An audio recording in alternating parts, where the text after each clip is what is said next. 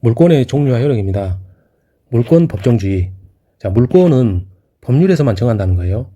여기서 이 법률이란 것은요, 국회에서 제정한 말 그대로 법률과 관습법을 포함한 겁니다. 따라서 안 되는 건 뭐죠?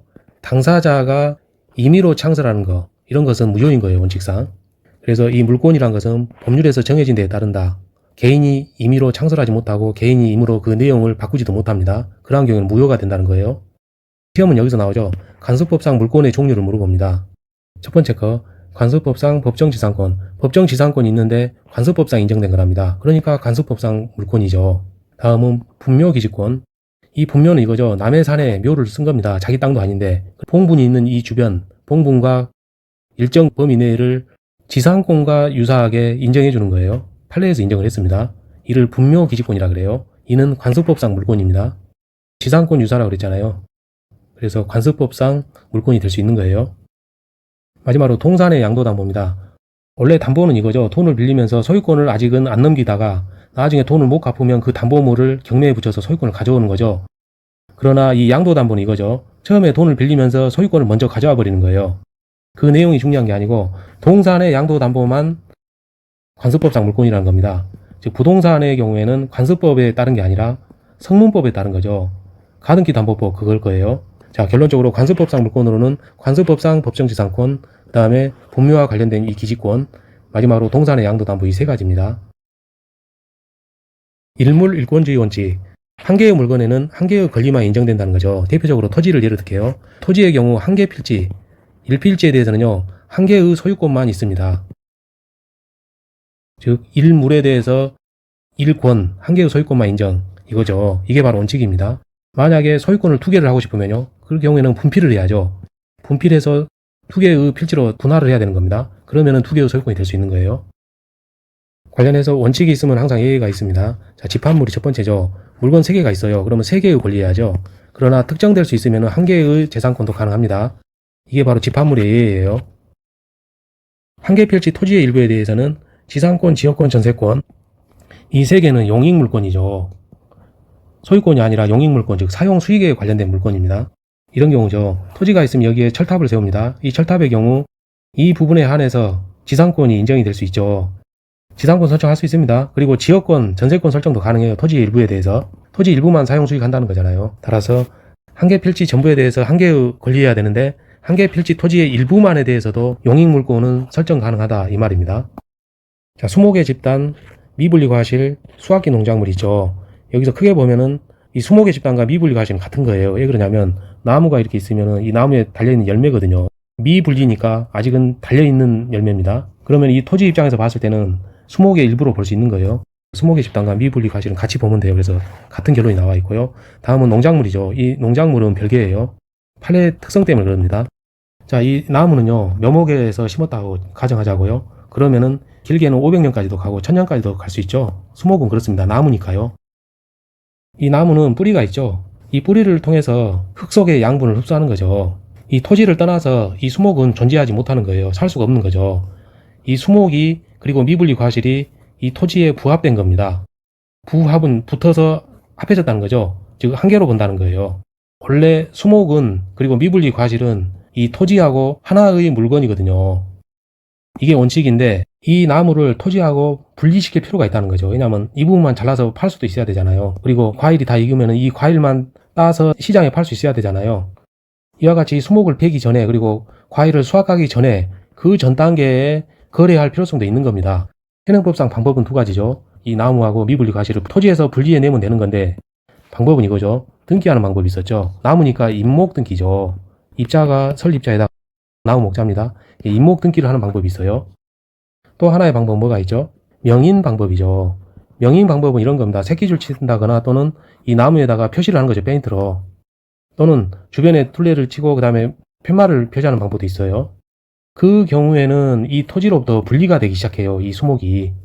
자, 수목의 집단 미분리 과실은 명인 방법을 갖추면 독립된 소유권의 객체가 된다. 이 독립은 누구로부터 독립이죠? 이 토지, 이 부동산, 이 땅으로부터 독립을 얘기한 겁니다.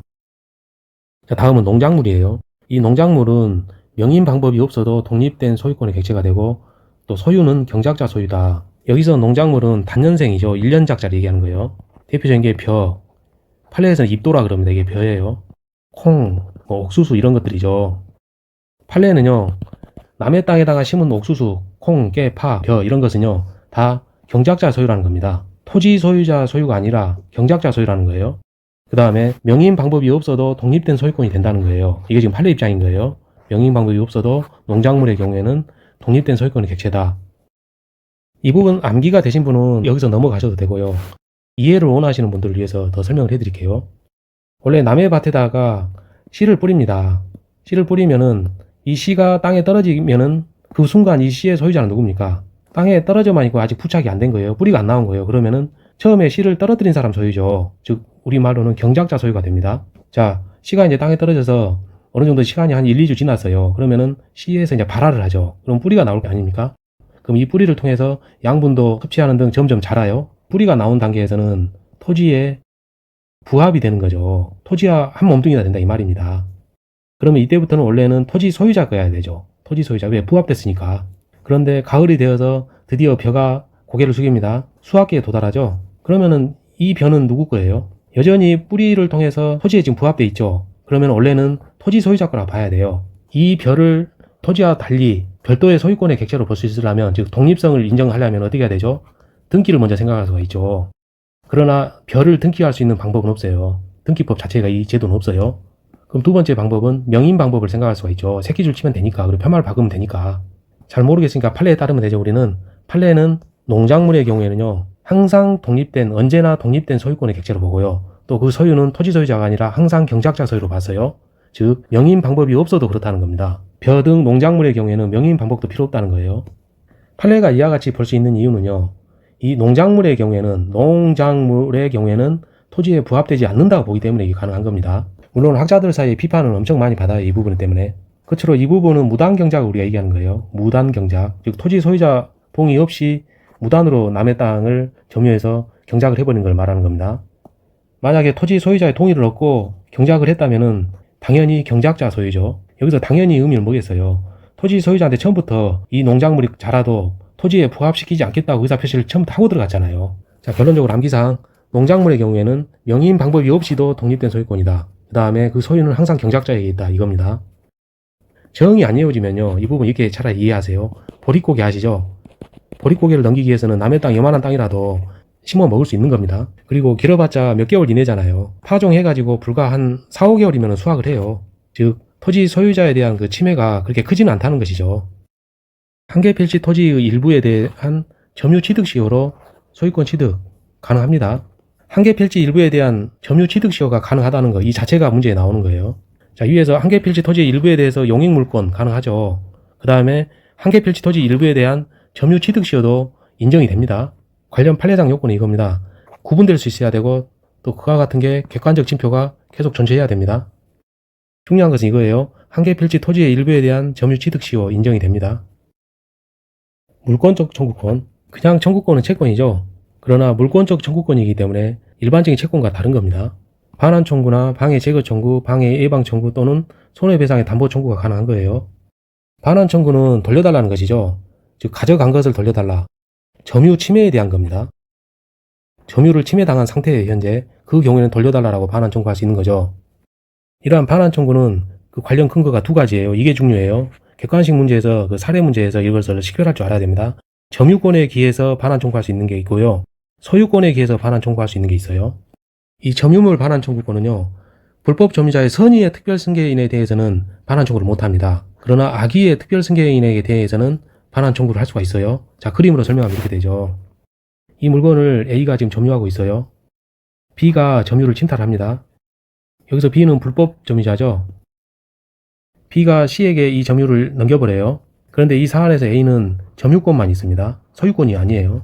이 경우 C가 선의, 즉 B의 이 점유가 불법 점유임을 모르는 상태였죠. 그러면은 A는 점유권에 기해서는 C에게 반환 청구를 못한다는 거고요. 만약에 C가 악의, B의 점유가 불법이라는 것을 알고서 승계받은 사람, 그 경우에는 A가 점유권에 기해서 C에게 반환 청구할 수 있다는 겁니다. 그게 바로 이거죠. 점유물 반환 청구의 경우에는 점유권에 근거하기 때문에 악의의 특별승계인에 대해서만 반환 청구를 할 수 있고, 선의의 특별승계인에 대해서는 반환 청구를 하지 못합니다. 다음은 소유물 반환 청구죠. 소유권에 기한 거기 때문에 C가 선의자라도 반환 청구할 수 있어요. 소유권은 그렇습니다. 이게 가능한 이유는 점유만 지금 승계한 거잖아요. 그래서 상대방은 그리고 C도 역시 점유에 대해서 승계한 거죠. 그렇기 때문에 이 소유가 항상 이기는 겁니다. 기억하실 때 그렇게 하는 거예요. 이 소유권에 기하기 때문에 상대방 즉 B나 C의 그 점유에 대한 것보다는 이 소유권이 더 크잖아요. 더 세고 힘이 세잖아요. 그렇기 때문에 악의의 특별승계인 점유자라도 소유자에게 대항하지 못한다. 이렇게 기억하시는 겁니다. 자, 그리고 이 반환 청구는요, 인도 청구 또는 명도 청구 이렇게 얘기하죠. 왜냐하면 점유에 대한 거기 때문에 그래요. 이에 반해서 그 방해 제거 청구에서 이 부분은요, 점유 위해의 방법에 의한 침해거든요. 점유에 의한 침해였으면 반환 청구인데요. 점유 외의 방법에 의한 침해의 경우에는 방해 제거 청구라 그럽니다. 여기서 이 제거는 이렇게 되죠.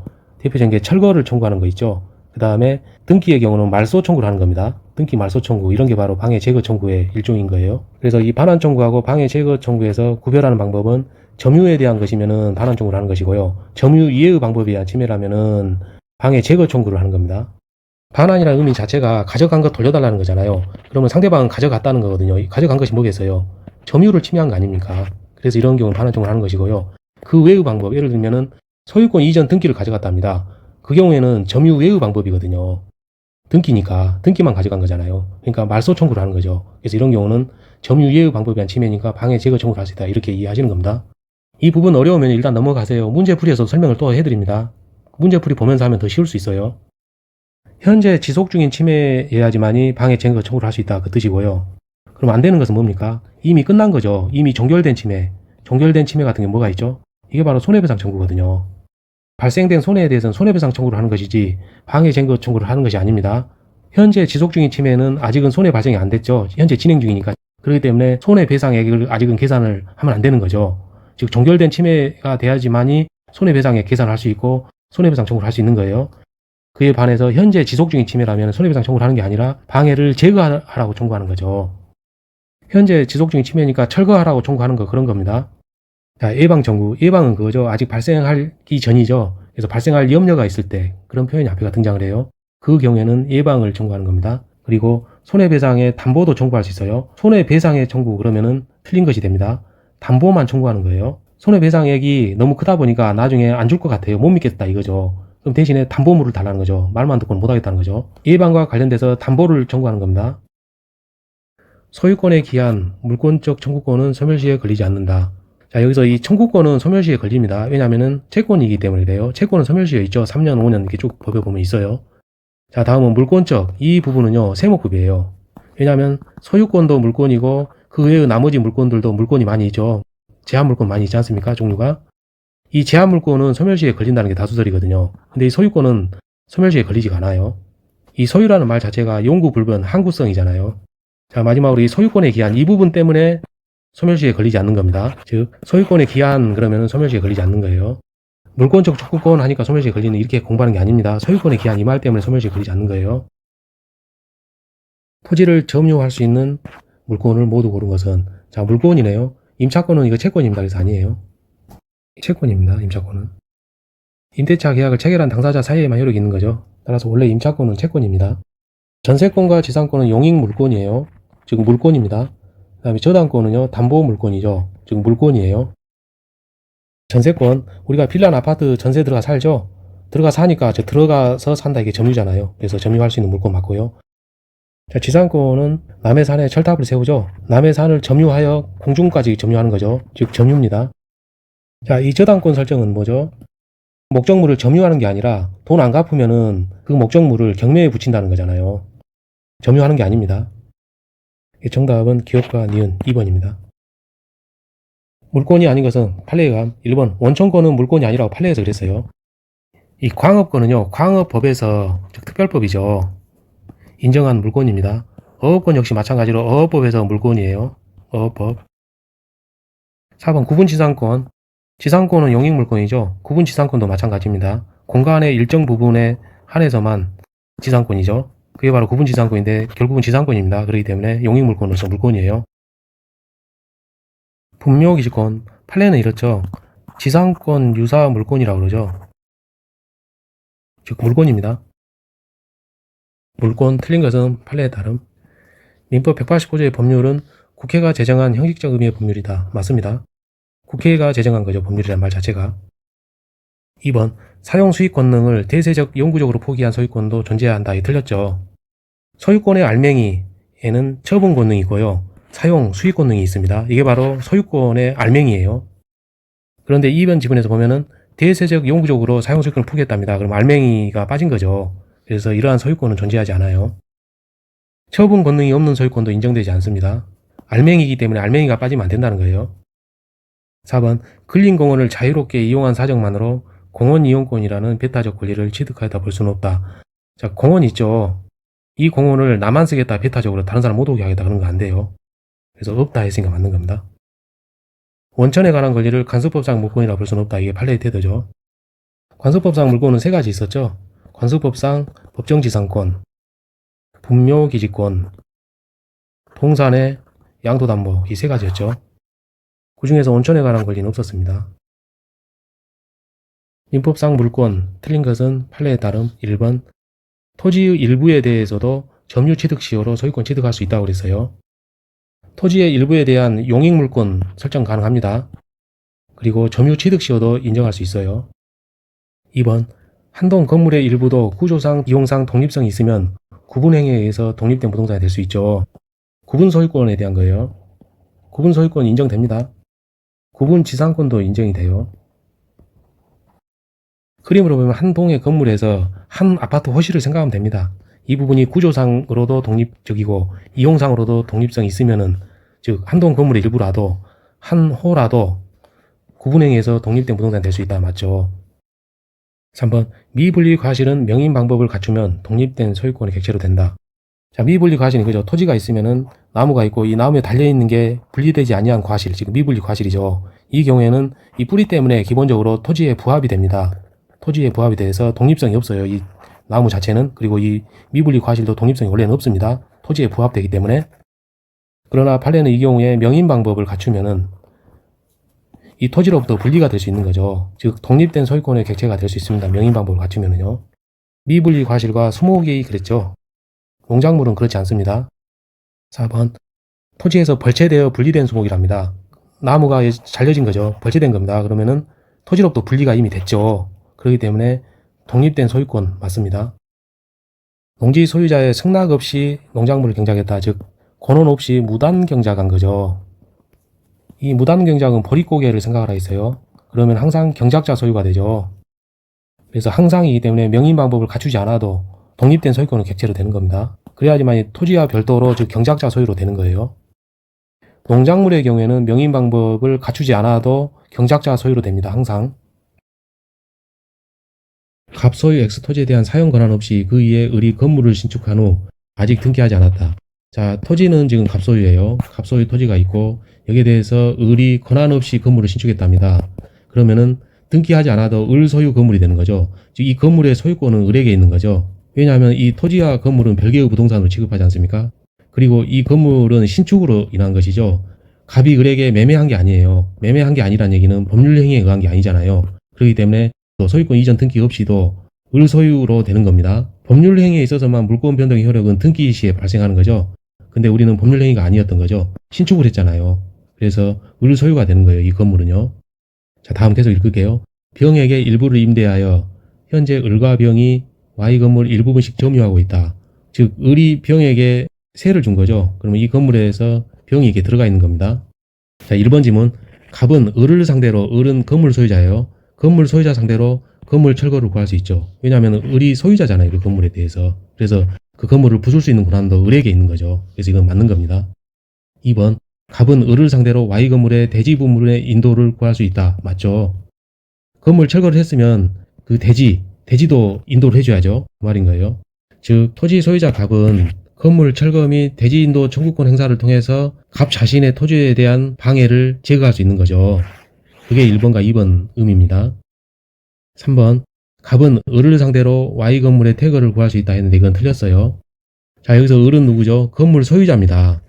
건물 소유자예요. 건물 소유자 상대로 그 건물에서 퇴는 물러갈 퇴자죠. 그러면 여기서 나가라는 건데 그 건물에서 나가라 할 수가 없어요. 왜냐면은 그 건물 소유는 을 소유예요. 토지 소유자가 건물 소유자 상대로 그 건물에서 나가라 그럴 수는 없는 겁니다.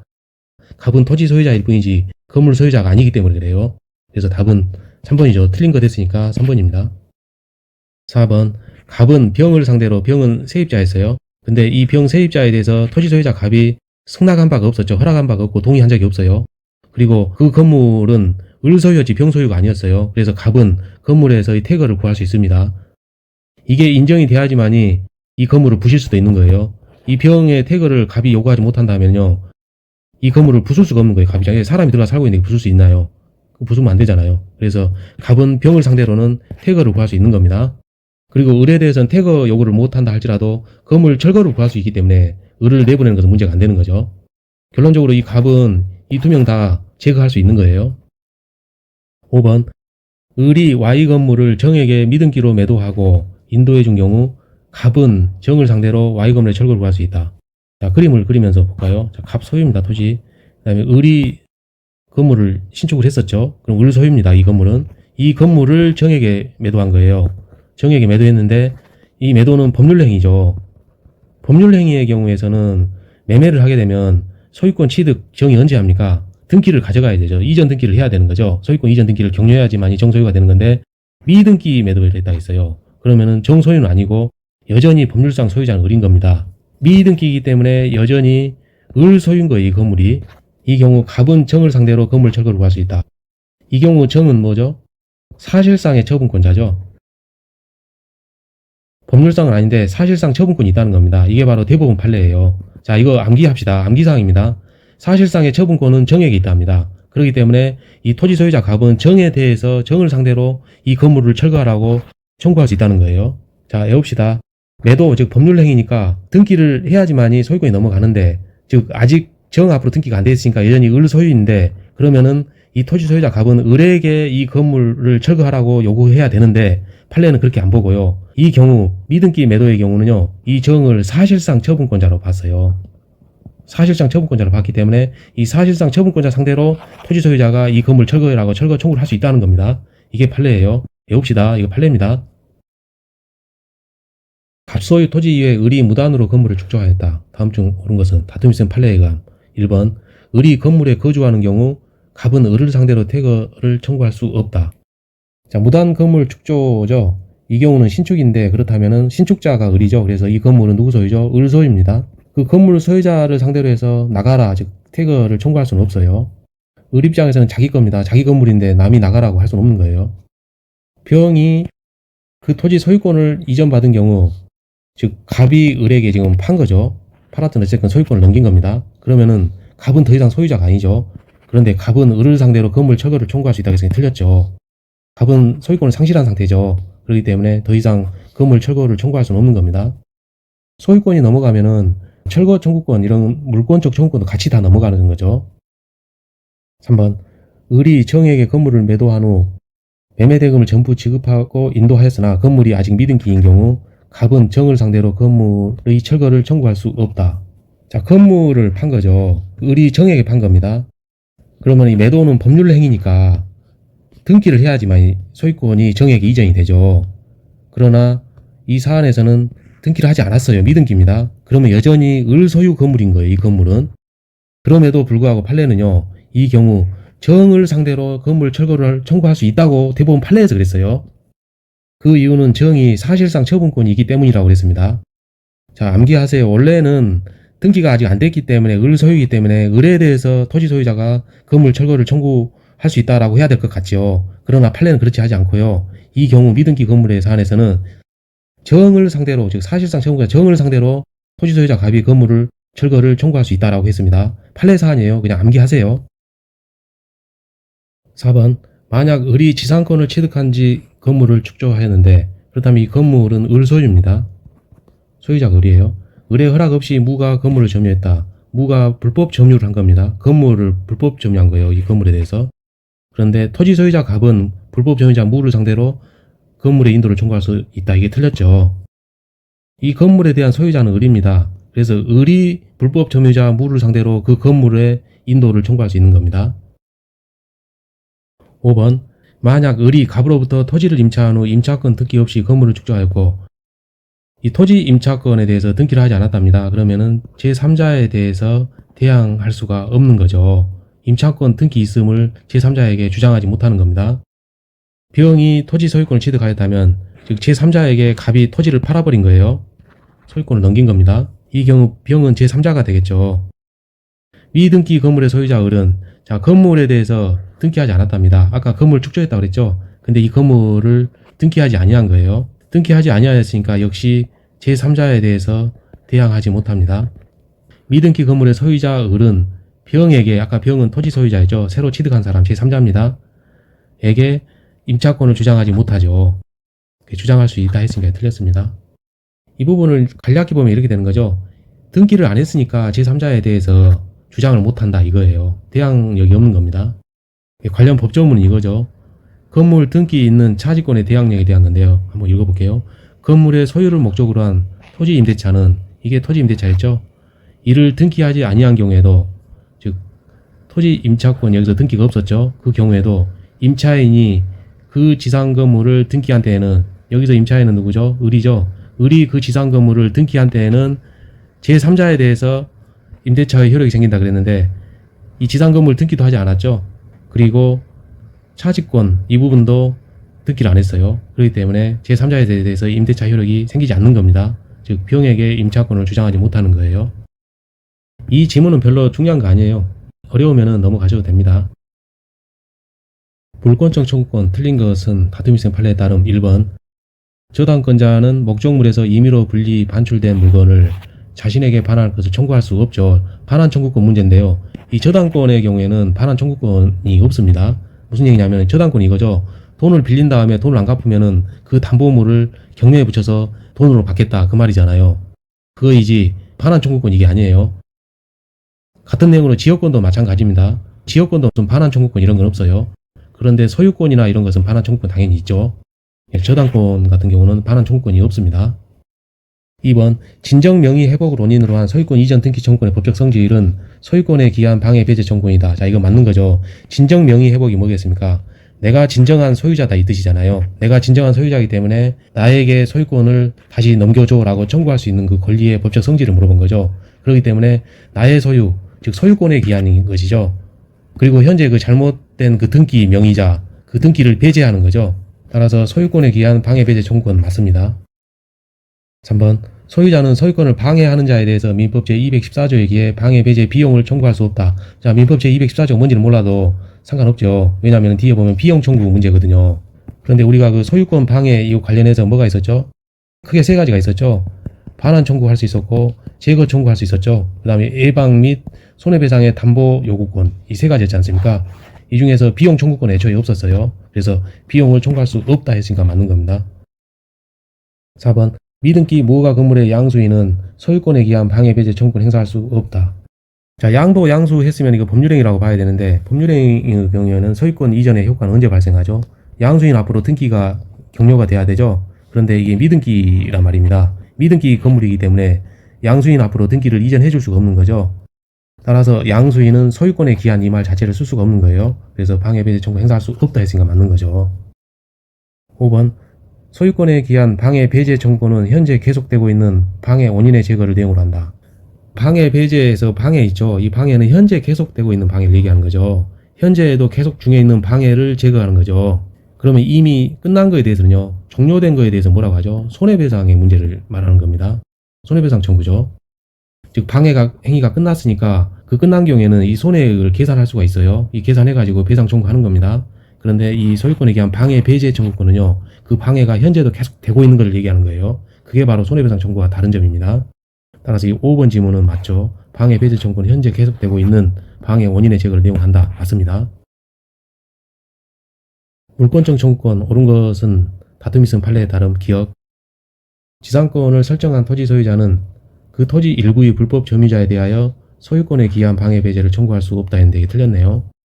토지 소유자는요. 그 토지에 대해서 지상권을 설정해 줬더라도 여전히 소유권을 가지고 있죠. 그래서 불법 점유자에 대해서 소유권에 기해서 방해 배제 청구를 할 수가 있습니다. 니은 토지 소유권을 양도하여 소유권을 상실했답니다. 그 전 소유자도 토지 일부의 불법 점유자에 대해서 소유권에 기한 이 말을 못 쓰죠. 소유권을 상실했다면서요. 그런데 무슨 소유권을 기초해요? 그런 건 없죠. 디귿 소유자는 자신의 소유권을 방해할 염려 있는 행위자에 대하여 예방이나 손해배상 담보를 청구할 수 있죠. 이거 법조문 그대로인데 소유자는 자신의 소유권을 방해할 염려가 있는 자, 염려죠. 이 경우에는 예방 청구할 수 있고 손해배상에 담보 청구할 수 있습니다. 물권적 청구권 옳은 것은 판례에 따름 1번. 소유권을 양도한 전 소유자가 물권적 청구권만을 분리 요구하여 불법 점유자에 대해서 그 물권적 청구권에 의한 방해 배제를 할 수 있다. 소유권을 넘기면서 물권적 청구권만을 자기 자신에게 즉 양도인에게 남겨놓는 것은 안 돼요. 분리 유보가 안 됩니다. 소유권이 넘어가면 물권적 청구권도 같이 넘어가는 것이지 그 부분 따로 떼놓는 게 아니에요.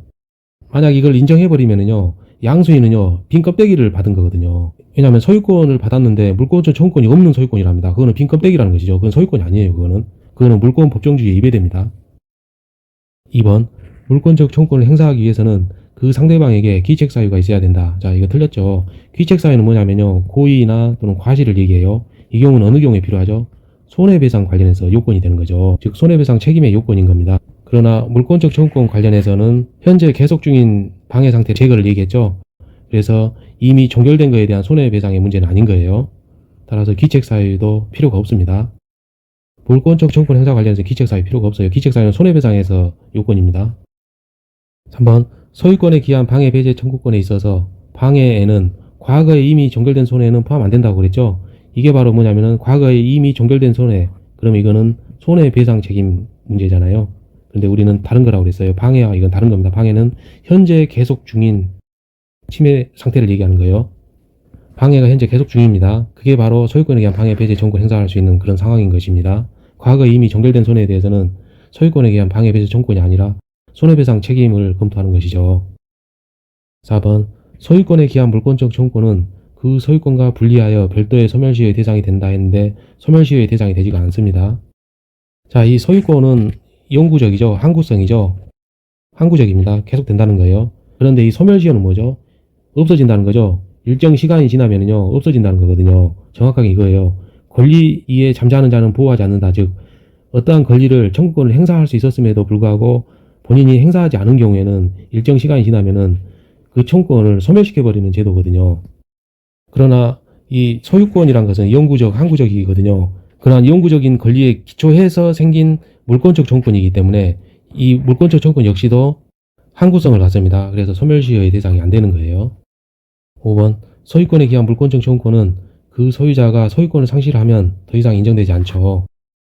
소유권에 기초했는데 그 소유권이 없어졌답니다. 그럼 기초가 없어져 버리면은 그 기초 위에 세워진 물권적 청구권 역시도 같이 없어지는 거죠.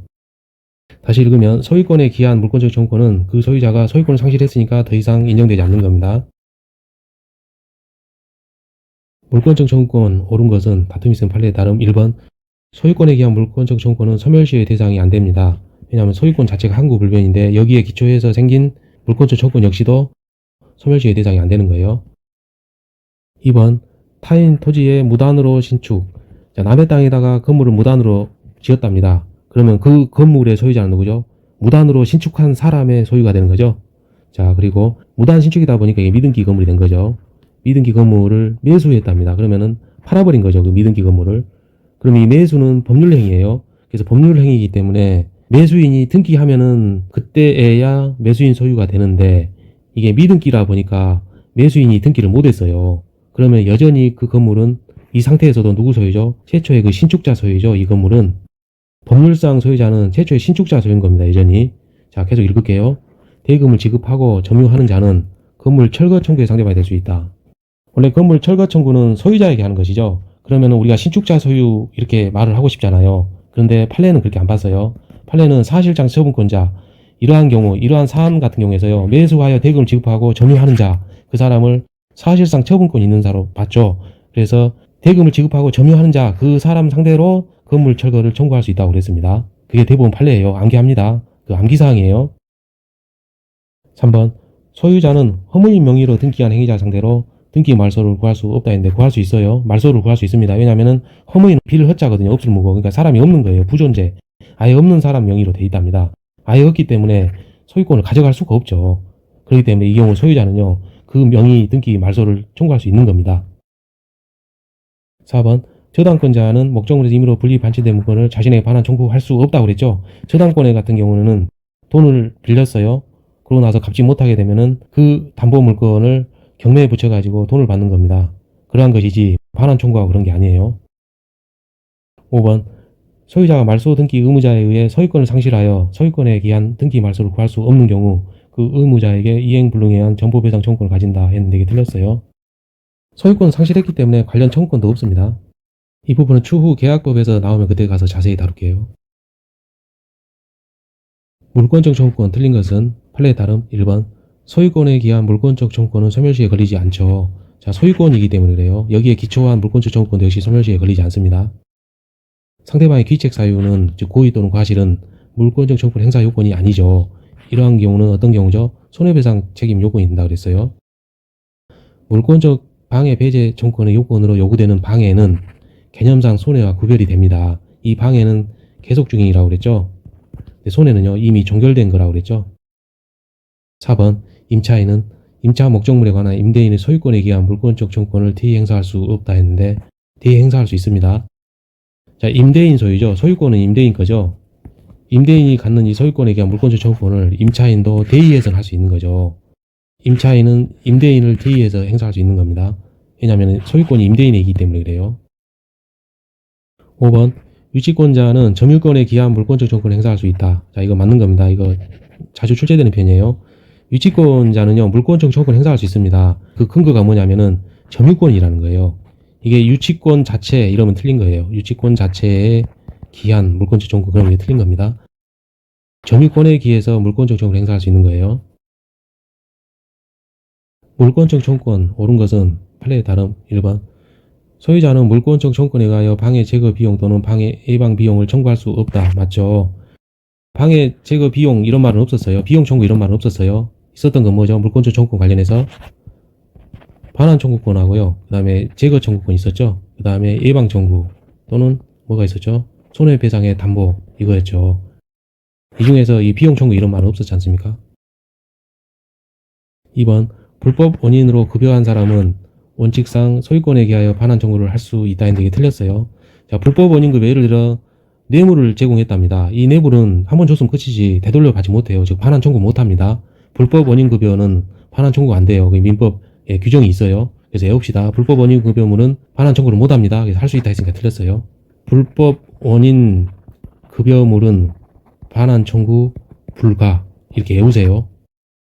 3번 소유자는 소유물을 불법 점유한 사람의 특별 승계인에 대하여는 그 반환을 청구하지 못한다 했는데 반환 청구할 수 있습니다. 불법 점유자가 있어요. 이 불법 점유자로부터 점유를 또 승계받은 겁니다. 이 특별 승계인이 승계받은 거예요. 그러면 소유자는 특별 승계인에 대해서도 돌려달라고 반환 청구할 수 있는 겁니다. 소유권이기 때문에 그래요. 4번 소유권에 기한 방해 제거 청구권은 현재 계속되고 있는 방해 맞죠? 방해는 현재 계속되고 있어야 되죠. 함께 방해 결과 제거를 내용을 한다. 이게 틀렸네요. 결과 제거는 아닙니다. 방해 결과는 뭐죠? 이게 바로 손해잖아요. 그래서 손해배상 책임과는 다른 거라고 그랬어요. 이 방해 제거 청구권은요. 5번 소유권에 기한 물권적 청구권이 발생한 후에는 소유자가 소유권을 상실하더라도 그 청구권 행사할 수 있다 했는데 틀렸네요. 소유권 상실하면 더 이상 청구권 행사를 못합니다.